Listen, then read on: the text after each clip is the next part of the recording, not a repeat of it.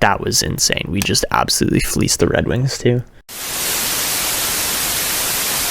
Hey guys, how's it going? It's Etanios here. Welcome to episode number 14 of this NHL 22 Quebec Nordiques relocation franchise mode, where we've taken the Arizona Coyotes, moved them up north to Quebec City, and well, we have been struggling over the past few years. But if you guys have missed any episodes up to this point, head up into that top corner of the video right now. There will be a card with a link to the playlist, and if you do enjoy, make sure to go down below, show your support as far as likes, comments, possibly subscribe if you haven't, and also turn on the notification bell if you do, to never miss these uploads.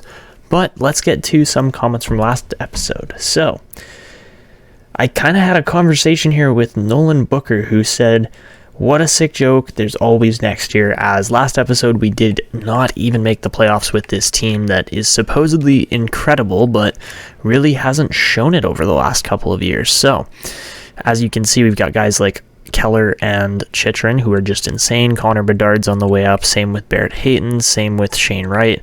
There's so many good players on this team. It's more just a matter of actually, translating it to success with the team. So, apart from that, the discussion with Nolan Booker kind of said, Etanios, what's the plan now? You have a deep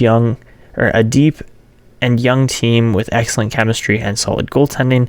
I don't know what changes need to be made. So what we're going to be looking to do today is to potentially acquire one or two more young guns that will fit nicely in the top 6 in the near future, and maybe move out some older players. So that's going to be the plan today as we head towards the draft. But really, looking at this team, there aren't too many really old players on the team. Like if we sort by age here, yes, Radulov, Dylan's probably on his way out, to be honest, but Radulov, Giroux are two of those players that will probably be getting moved. Maybe Morgan Riley. That is a potential move as well, but apart from that, the team is quite young still, so we will be looking to potentially move some of those pieces today as we get into the draft. I've done my draft interviews, and I think we are ready to go here, so let's update the trade block. A player that I am actually somewhat interested in moving here, I think, is going to be along the names of Morgan Riley as well. Don't know if we're necessarily going to get to move him. It would be nice if we could.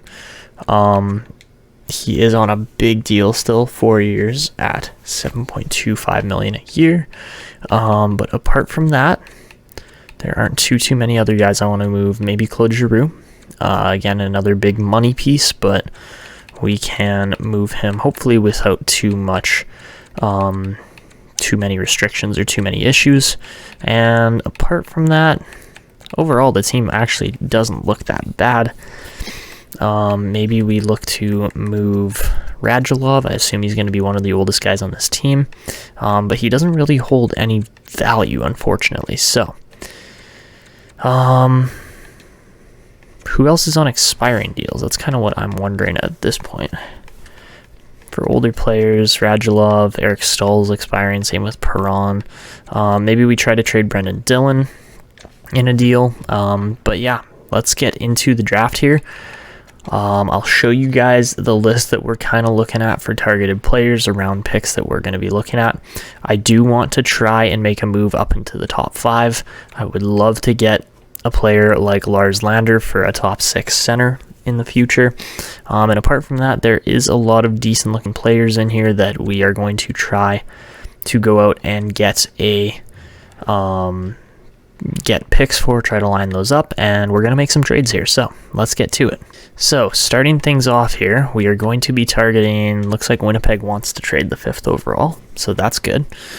So in exchange, they don't have a ton of cap space, but they don't have a hugely restricted amount of cap space either. So the player I do want to move in exchange there would probably go along the lines of, I would like to move Brendan Dillon, but if we could go Dillon in the 16th possibly, and maybe like, what else do they have available? They don't have a pick until pick number 69.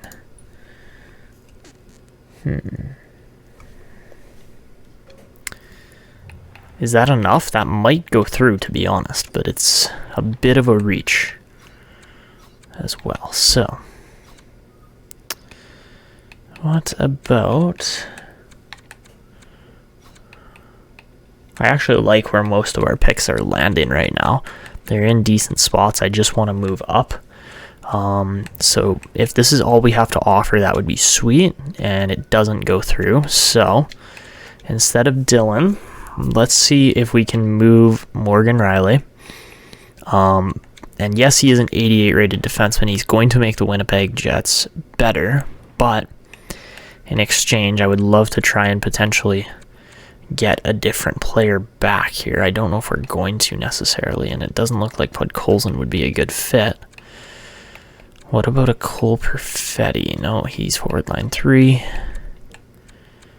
For other defenders, seems like Morrissey is without a doubt their best kind of defenseman, but maybe Heinola?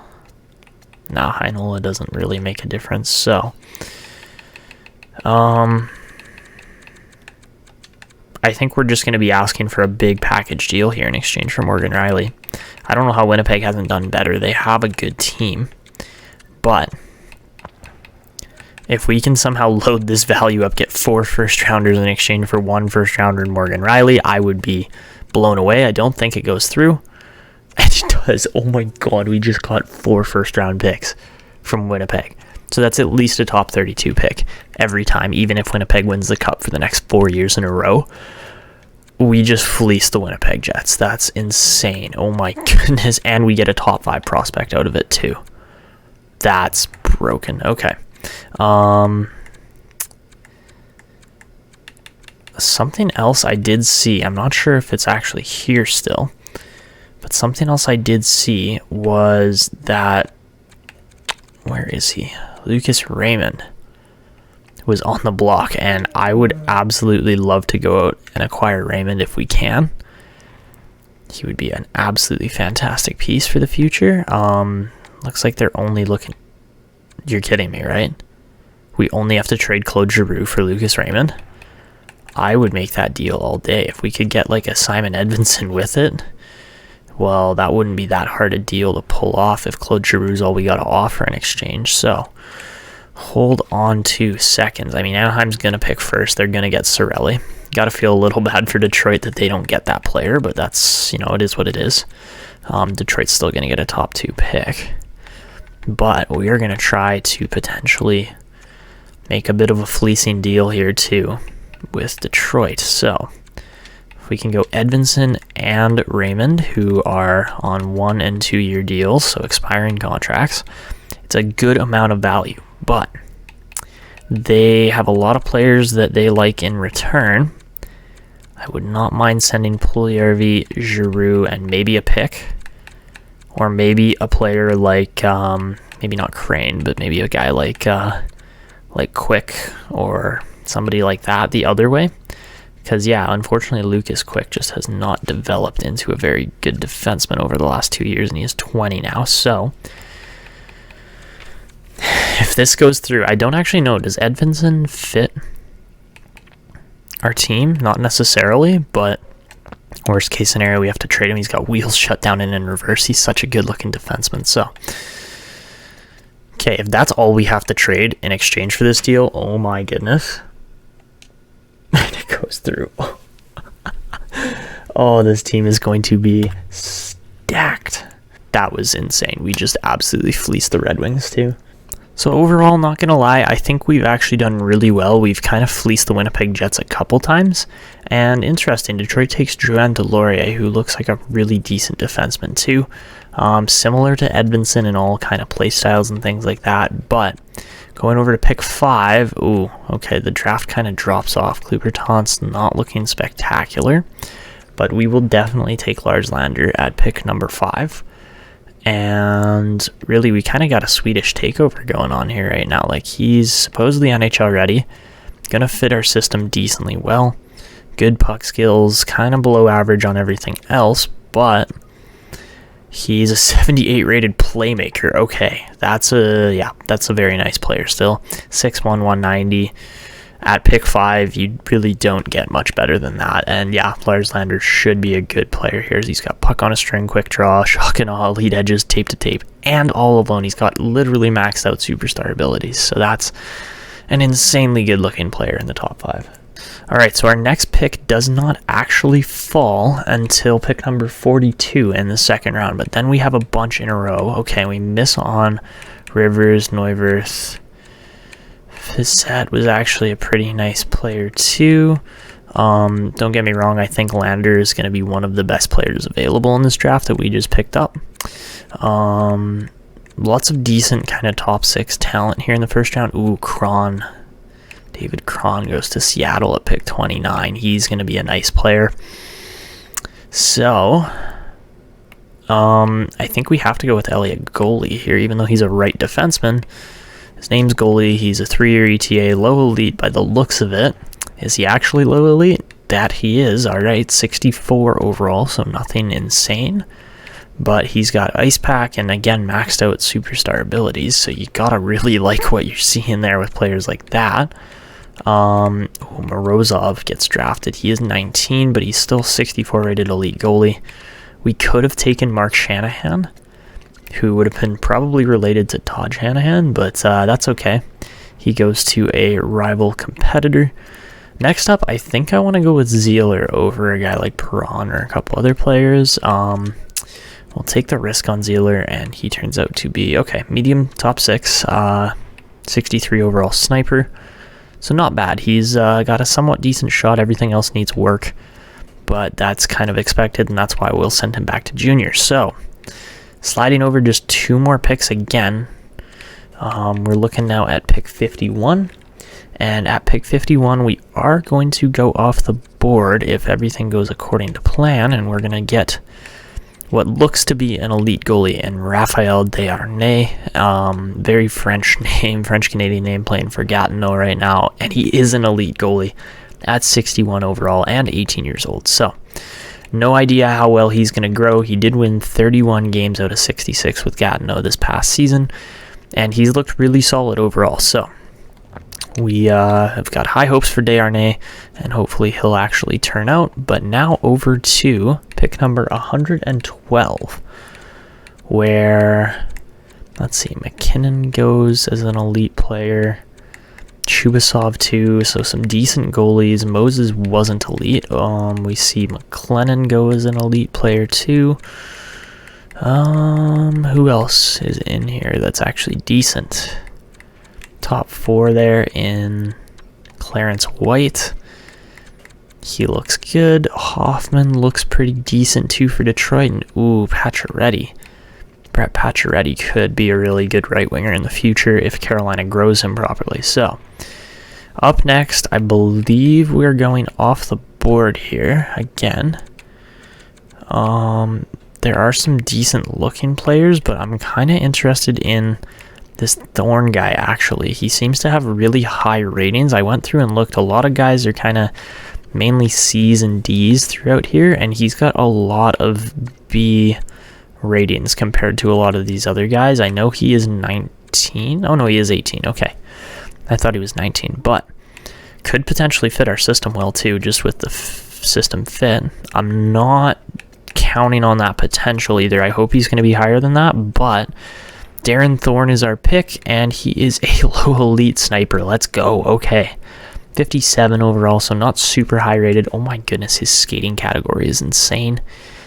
His slapshot accuracy is also ridiculous, so interesting looking player. Not exactly a basic kind of player you see coming out of Windsor there, so we'll keep an eye on Darren Thorne. Who knows how he's going to develop, but 3.5-star skating at just 57 overall is insane. So, moving ahead, Bykov gets drafted by the Islanders, looking like a really good goalie for the future.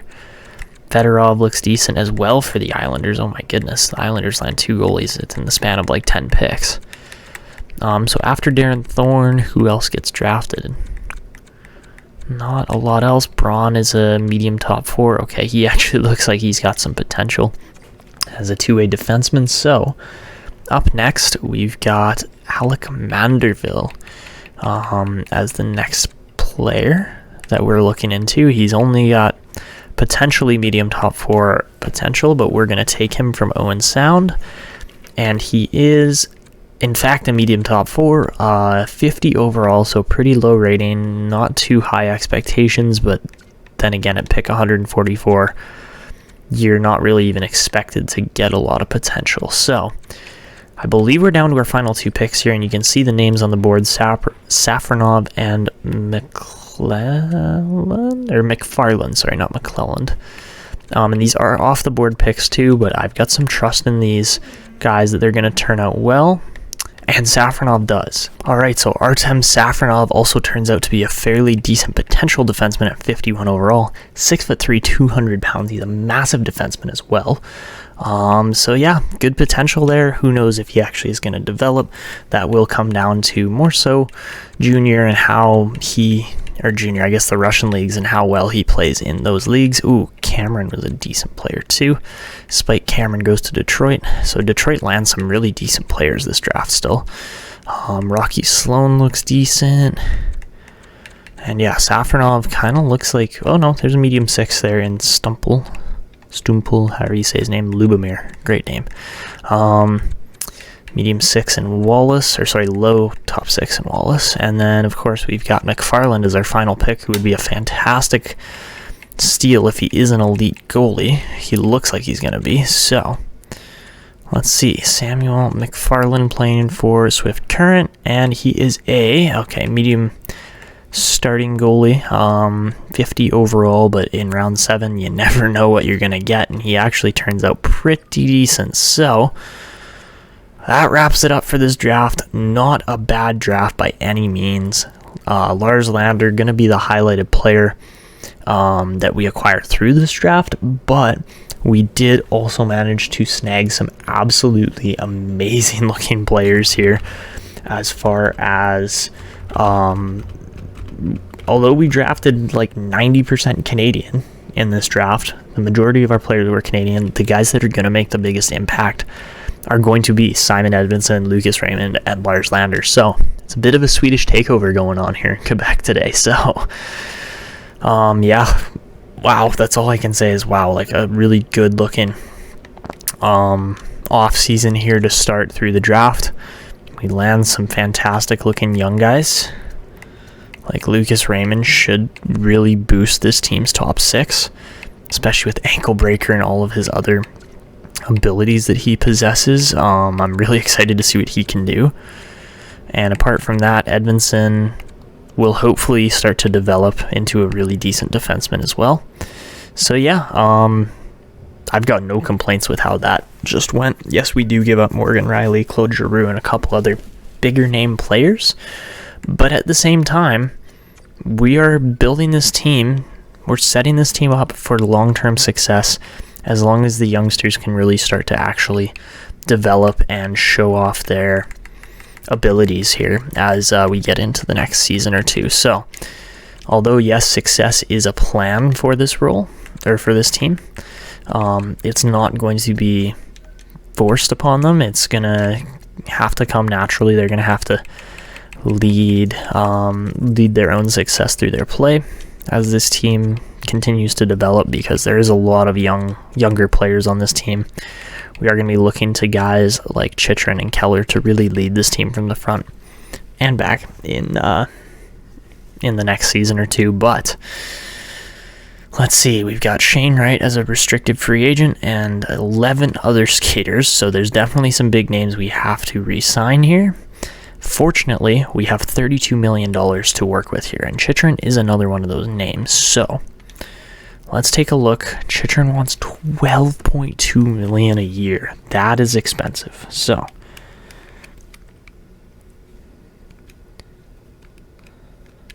at the rule of 85, that would be a $10.5 million contract. I think we're going to offer Chychrun about $11 million. So a $66 million contract is a massive deal. Lucas Raymond has a $7.8 million contract for the next year or two. So although he hasn't actually performed all that fantastic over the last couple seasons, hopefully he can really start to kick it up a notch and make a difference. So apart from that, Shane Wright looking for a 1-year deal at $6.5 million. I don't know if that's exactly what we want to sign yet, he would be 9.4 for the next 8 years. But at the same time, when we look at his numbers, has he really been worth 9.4 million? I wouldn't say so. He's only put up 161 points through 224 games. So I think we give him a bridge deal for maybe 2 years at $6.5 million bucks. And I would say after that, then we look to extend him further. But he's got to prove it over the next 2 seasons. Same thing with Ricard Thorson, although he's asking for a much bigger price. 7.65 million bucks. I would say it says 6.5. I would say a $6.75 million deal for the next 6 years would probably be a little more fitting for him. And Timmins also wants a deal. Fogle also wants a deal. Apart from that, we've got some decent contracts here for expiring guys that don't want to play anymore. That's all good with me. Lawson Crouse does want to re-sign. He's going to be a nice cheap 2-way deal.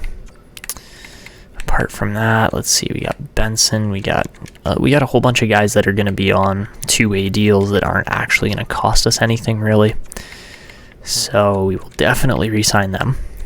And I think we bring in Ed Bouwmeester this year, simply because he did not develop with Swift Current at all. So we will offer him the deal. Hopefully he will actually sign with this team. We're also going to offer Lars Lander a deal because otherwise he's not going to get to play. Johan Larsson's nice and cheap, so we'll get him a contract too.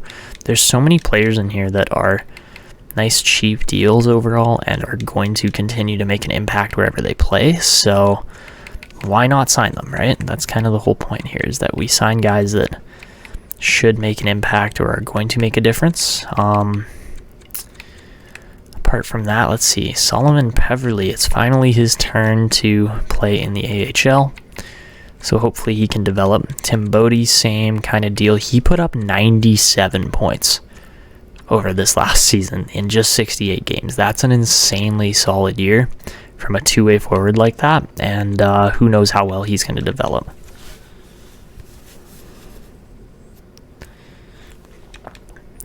Up next, we got Andreychuk, who we're also going to offer a contract to. I don't know about Yoshi. Ronnie Yoshi was one of our first draft picks that we actually made in this series. He was a 7th rounder, so why not give him a deal? Apart from that, we probably will release certain players that don't want to play for this team anymore. That's not really that big a deal, but it is something that we should do. So guys like Yaskin will be gone. Guys like David Perron. As much as I would love to re-sign David Perron, if he doesn't want to play for this team, we have money to disperse elsewhere. Same thing with Eric Stahl. Yes, I think Stahl would be a fantastic piece to bring back as a guy off the bench, but we have young players coming up too that I want to continue to have play and have the opportunity to play. So Connor Timmins, $6.4 million. Hey, that's what you think you're worth? That's a little bit insane, actually. Because unfortunately, I don't think he's worth that much money. We didn't even look at the goalies yet. But we got goalies here all playing and ready to play throughout. We've got actually a really decent system for goaltending. So I think we're going to actually... I want to buy out Coronar, but I don't know if that's going to happen. We are also spending $13.7 million between Samsonov and Peterson, and well, we might end up having to move Peterson for a cheaper backup. As far as other defensemen go, Timmins is actually our 3rd best defenseman at the moment, but I don't know if 6.4 is a reasonable price for him either. So if we look at a 6.4, 85% kind of deal, it's a $5.45 million deal. And for 4 years, that's actually not a terrible price tag for Timmins if he's playing in our top 6. But yeah, there are just a lot of guys that I don't think are actually worth keeping around. I would rather be growing younger talent, especially on the defensive end, considering we have so many defensemen. Like, we've got our top 6 really goes up to Brewer. Then we have Kolyachnik, Salmon, Bouwmeester potentially, and then Capobianco, Shanahan, Strong, Morrissey, or sorry, I guess Strong's not playing yet, but he probably should be. Yeah, we'll give Marvin Strong a shot this year. Isn't he a defensive defenseman? I might be wrong. Yeah, he is a defensive defenseman, but he's actually playing pretty decent for TPS there over in Finland. So, that's what we're looking at for defense for right wingers. The right wing is actually looking way stronger than it used to, and I'm actually excited. I think they're going to do pretty decent this year. I am hoping those right wingers do anyways. For lefties, not as deep, but that's okay because we do move some centers over.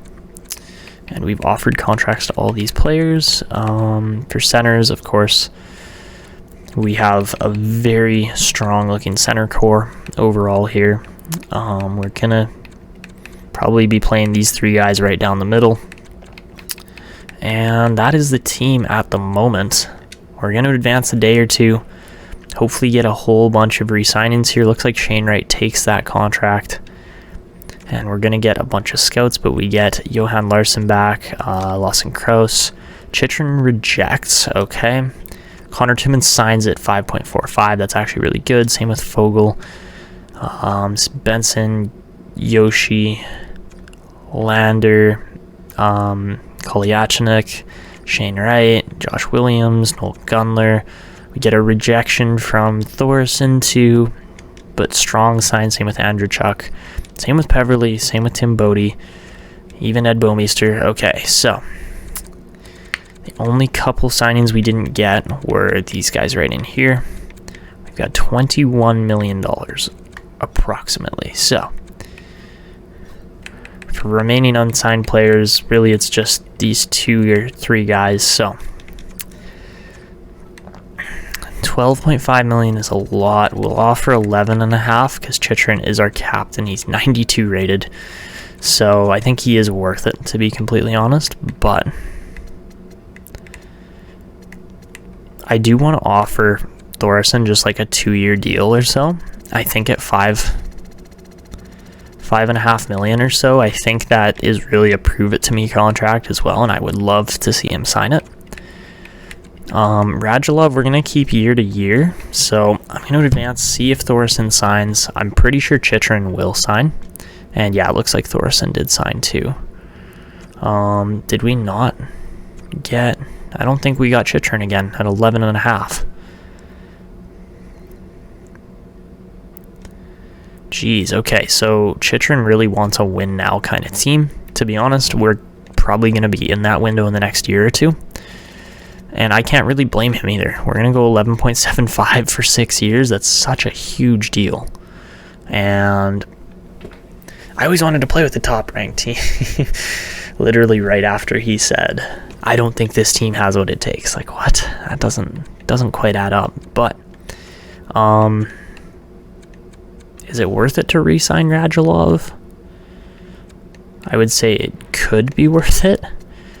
Don't know if he's going to get better or worse. I would assume he gets worse. And I think we could find a better long-term fit for down in the system. So I think that's all we're going to do for re-signing right now. We'll get to free agency, see how the team kind of starts shaping up, panning out. But yeah, overall, very successful offseason. We get Edmondson, Raymond, Lars Lander. I'm kind of wondering why both goalies are on the block. Are you telling me that we have another goalie that's actually better? Because I'm sure not seeing one here. Yes, Georgievich is going to be really good over the next season or two. He's got lots of room to grow, and I think he will be our goalie of the future, but as of right now, we definitely have to hold on to Samsonov, and we potentially will be holding on to Peterson too, even though he is on the trade block. And, you know, maybe we'll search for a cheaper option and bring in another piece that actually makes the team look really good. So let's get to free agency. I think we are ready to go, and let's just see what's available. So to start things off, I mean, yes, Matt Barzal looks like a fantastic player, but does he really fit our team? He actually kind of does. So that could be a potential option that we pursue. Only one or two teams actually interested.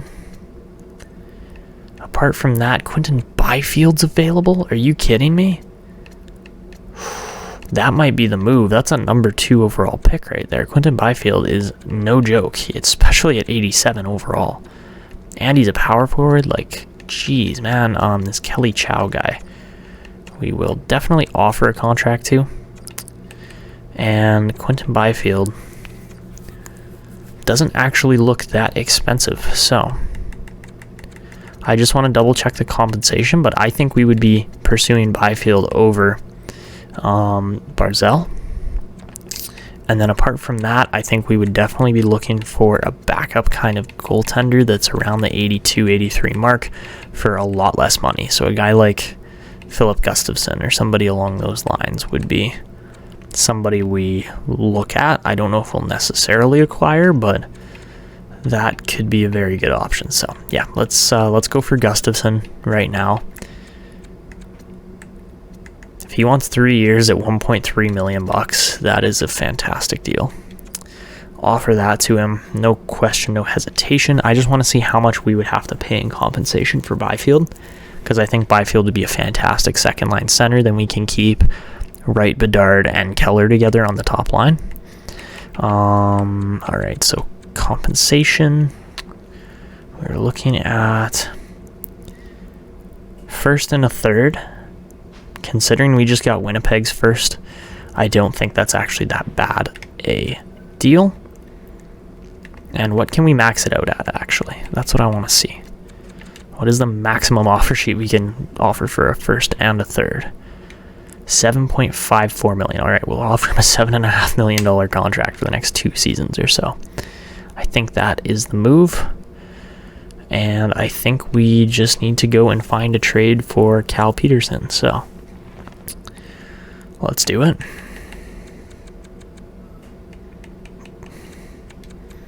See what other teams are willing to pay for him, because he is $5.2 million. Third and a fifth.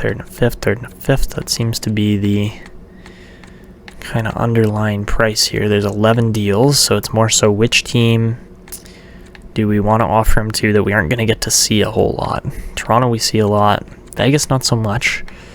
Boston we see quite a bit. Same with Columbus and Dallas, not so much either. But I would say Vegas is probably the deal. We'll send Pedersen there. I know that, you know, some players do like Peterson, but when we got a Quinton Byfield on the market that we are going to attempt to steal, well, then you got to go for it. So Byfield is 87 rated. That's insane. And the fact that LA isn't signing him is also insane.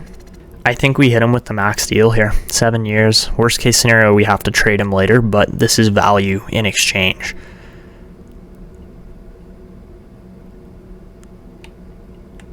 Hold on. Oh, is it for 7 years? Is that why? Yeah, okay. So what if we offer 3? Still a first and a third. Is just because of the term length. Okay, so can we go up to 6? Okay, so we'll offer him 5 years because it's just a first and a third in return instead of all of those extra picks. I think that is going to be our best option in free agency, no doubt. Yeah, he's just an all-around fantastic looking player. So now that we've got those deals done, let's advance a couple days, see what free agency does, how it treats us, and go from there. So We get Kelly Chow into the system as an undrafted free agent. We sign Philip Gustafson. And are we going to get Byfield? Byfield decides to accept the offer as presented. That's a number 2 overall pick. That is as good as Connor Bedard potentially. So we have a potential 10-day waiting period, but LA has decided to resolve the offer sheet. With a modest salary involved, you must supply 2 picks as compensation. Let's do it. Quinton Byfield is now a Quebec Nordique. Oh my god. Oh, this team is going to be so scary in the upcoming season.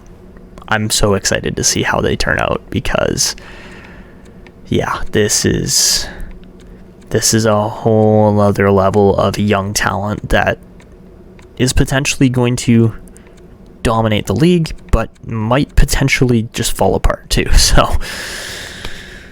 that's it for the offseason. Let's simulate to the regular season and go from there.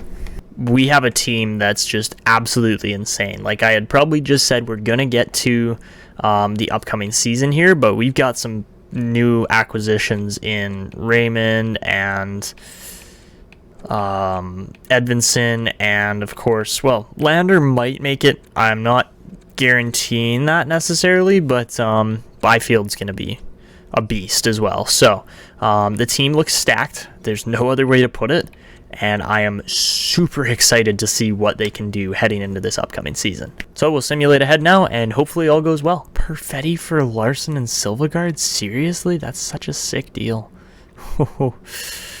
I wish we could do that, but I'm not going to do that. All right, so heading into the upcoming season, 92% of the tickets are sold.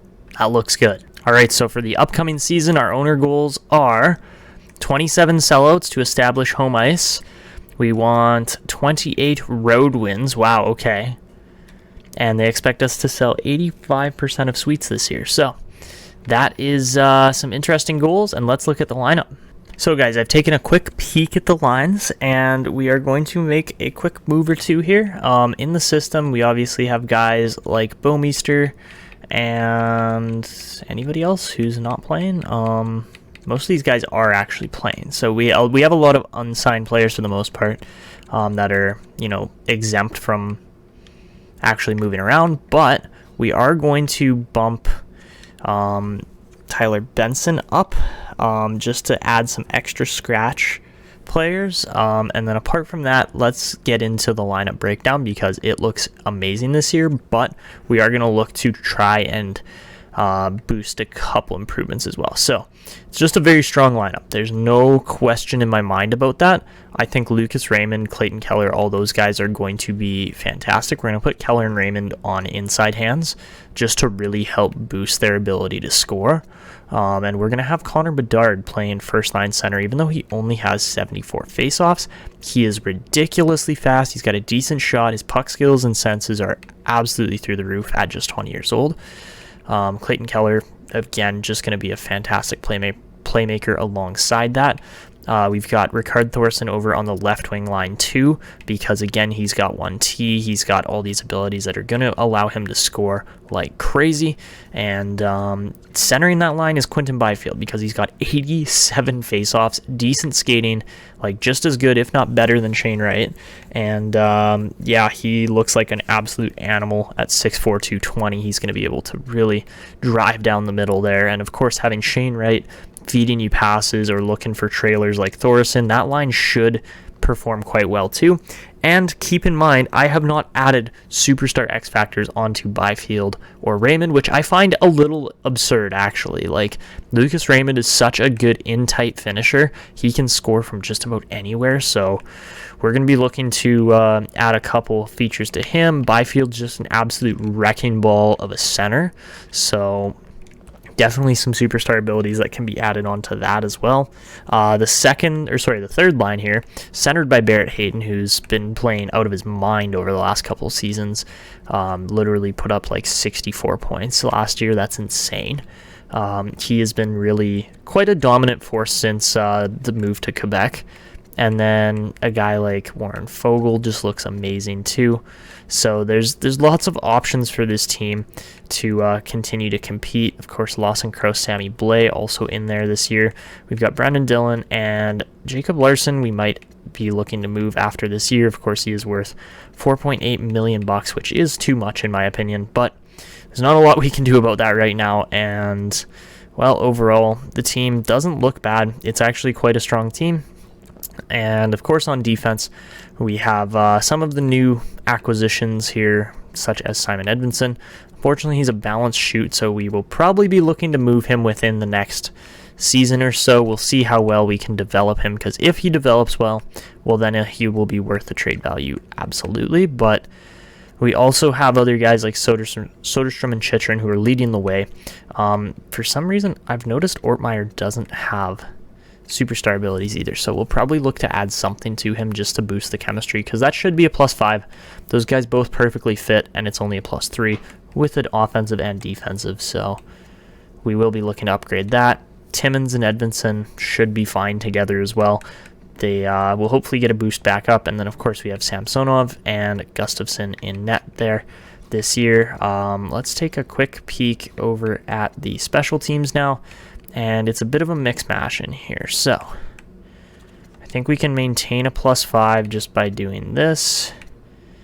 We'll go like that. I think we want Thoresen on the inside hand here.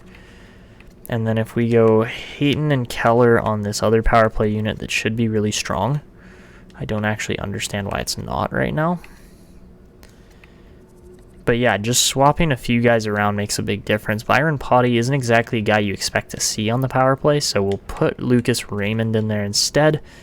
The lines are a little bit mixed up here, so I find that interesting. Maybe we go...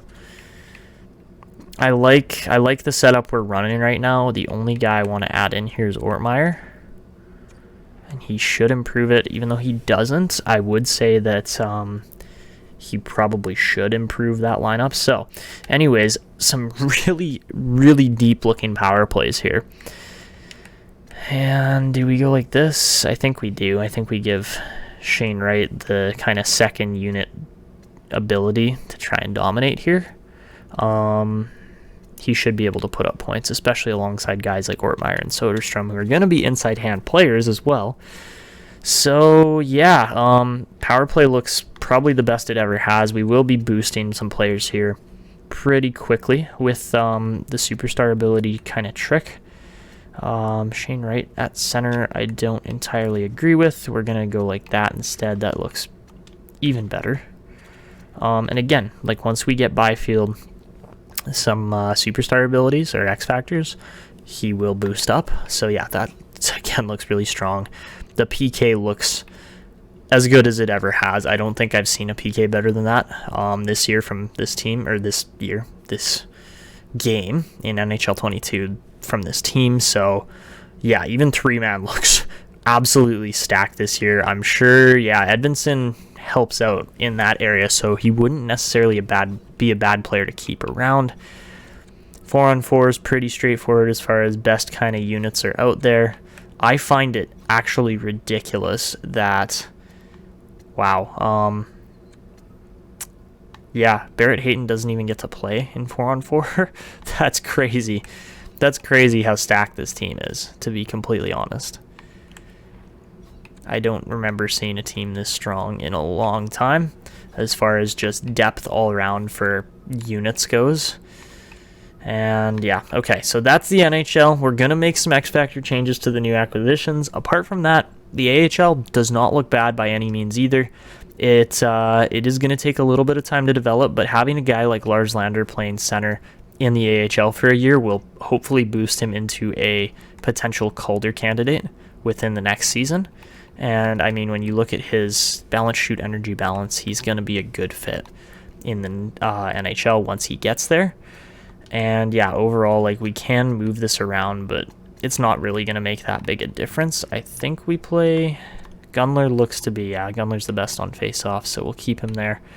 But yeah, overall, AHL is not looking bad by any means either. The defense is quite strong.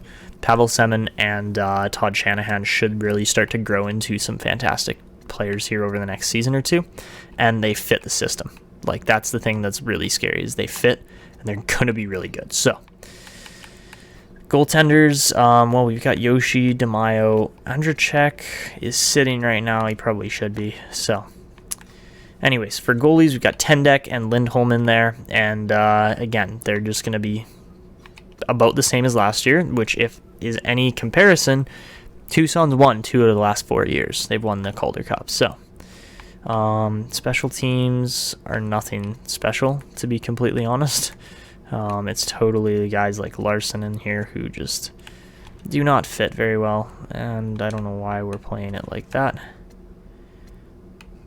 We'll run Ian Crane on that second unit, and then we need a defenseman.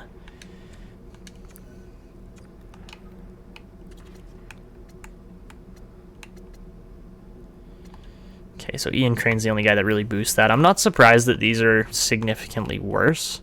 They're not terrible necessarily, but they're really not strong power plays or PKs either. So who knows how well they actually do.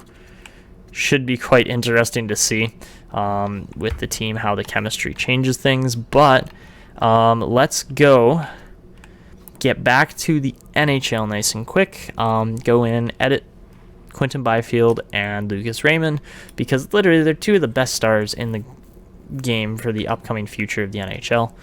They should be having some kind of X factors on them, and the fact they don't is a little ridiculous. Literally from the same draft, the 2 and 4 picks acquired in one off season. That's insane. So, just looking at a few of these abilities, I don't know what we want to add to Byfield necessarily. I don't know if he has any like real superstar kind of traits. Big rig is probably something he's going to have. I would say crease crasher too. Apart from that, maybe close quarters.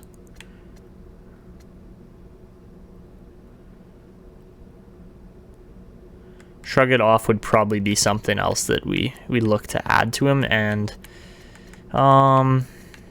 okay, so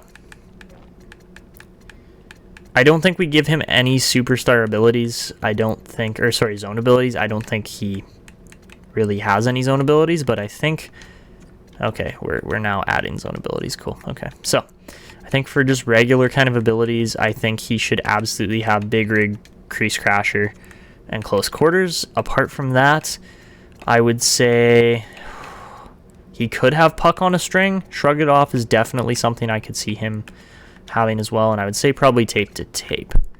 Byfield is an extremely solid passer, so yeah, I think that's what we're going to go with for Quinton Byfield and how he looks. I think he is an absolutely insane player and has a huge ceiling for potential. He has the potential to be better than Alexis Lafreniere, possibly, who's the only guy who got drafted ahead of him and is almost a year older. So, yeah, he should easily have that many abilities. And then Lucas Raymond, I wish I could change him to a two-way forward because he should be one, but I can't. So, apart from that, abilities,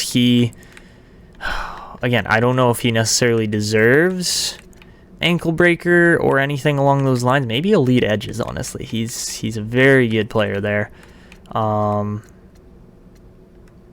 I would say Schneip and shock and awe. Like, when I watch him play, he's so technically skilled at putting the puck in the net that I would say Schneip is probably an ability we actually give him because he is simply that good. Apart from that, I'd say elite edges, make it snappy.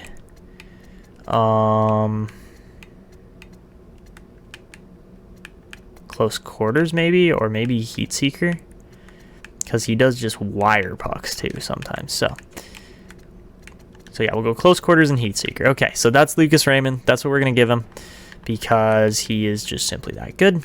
And yeah, let's just fix some jersey numbers now. And of course, we'll go back, take a quick peek at the team, and probably wrap it up from there, as I'm going to have to do a lot of editing with... oh, sorry, we forgot Caleb Ortmeyer too. So, Ortmeyer, I think we only give like 2 or maybe 3 superstar abilities to, as he isn't exactly the top-end player that we are looking for yet, but I would say... Oh, actually, I got to go back and look at his... stats, because I can't technically define. He is small, so I assume he's going to be a good skater, but he might not be. Yeah, he's not that great a skater. He's skilled puck-wise. His passing's insane. So he's going to have the passing kind of ability that like a Quinn Hughes kind of has or something like that. Maybe not quite to the same superstar zone ability extent, but I would say Ortmeyer is probably got... He's probably got things like Send It, wherever Send It is. There it is. Oh, excuse me. I would say he has Send It, potentially Seeing Eye, and probably Tape to Tape. That would be kind of the Caleb Ortmeyer build that I'm looking at. I think that's pretty accurate actually for how he plays. So yeah, maybe that'll make a difference with him having some actual superstar kind of abilities, because up until now he hasn't had X Factors, so X Factors should make a world of difference for how he plays. And I mean, yeah, he didn't grow at all either, because of the fact that we traded away a bunch of guys that he was tight with, right? So he put up 63 points in 79 games too. Like, I'm just waiting for him to actually break out and have a really good year. But defensemen don't seem to do that until they're like 29, 30 years old sometimes. So now that that is all good, let's just go in, double check the lines one more time, see if there's chemistry boost. And that there is, absolutely. +5s on both of the top lines now. Makes sense, as it probably should be, simply because those guys are both just very good players. And then defensively, Ortmeyer's still only a +3. Interesting. Don't know if I entirely agree with that, but maybe that will change over the next little bit here too. So yeah, that's the lineup we're currently rocking. I hope you guys are, you know, somewhat happy with how I built the team here. I know this is going to be a bit of a condensed first part of the episode, just based on the fact that I did not have any running audio, so I'll have the face cam in the corner that looks all messy and gross, but that's okay, because we're trying to provide the best content available for you guys through NHL. I believe Lucas Raymond wears number 23, if I'm not mistaken, so why not give him that? I think 23 looks better as a number, especially on a player like that. And then apart from him, not gonna lie, I am not exactly impressed with Shane Wright at this point, so we're gonna give Barrett Hayton the alternate for this upcoming season. And yeah, that is, I think, where we're gonna wrap it up. Ortmeyer's been wearing 50 for the last 2 years. He prefers number 52, so let's give him number 52. Why not? And Byron Potty's number 87, brand new player in the team. Edvinsson wears 8, and I think that's everything for New Jersey. So that is where we're going to wrap it up. If you guys did enjoy this episode and are looking forward to seeing what the Nordiques can do for this upcoming season, make sure to go down below, drop a like on the video, subscribe to the channel if you're new, and hit the notification bell to never miss these uploads. And of course, make sure you leave comments as well to possibly get featured next episode. But that's going to be it for me. This is Etanios signing out, and until next time.